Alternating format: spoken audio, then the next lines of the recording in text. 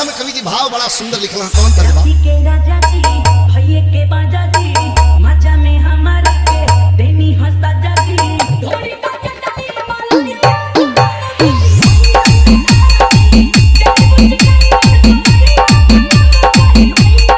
घाटी के राजा जी भैये के बाजा जी मजा में हमारे के देनी हंसा जा जी ढोली बाजा डाली माली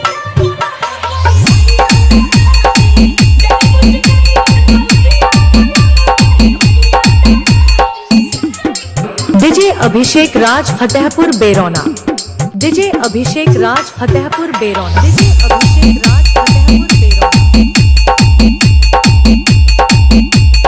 रहे पजन का रात हो कोके मीठी मीठी बात हो चुम्मा चाटी तू करके हमसे सीना से ली हला साथ हो बाहर सुहाग वाली रात हो कोके मीठी मीठी बात हो चुम्मा चाटी कोके हमारा से सीना से ली हला साथ हो दुनु हाथ जोड़नी बाबू न छोड़नी दिल का खेत के खोटे न तोड़नी लौड़ा का होई चला होई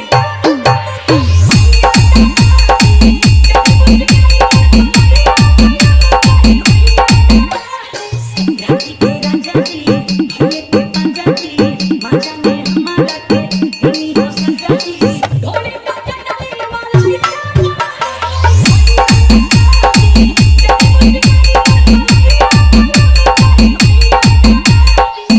डीजे अभिषेक राज फतेहपुर बेरौना। डीजे अभिषेक राज फतेहपुर बेरौना। डीजे अभिषेक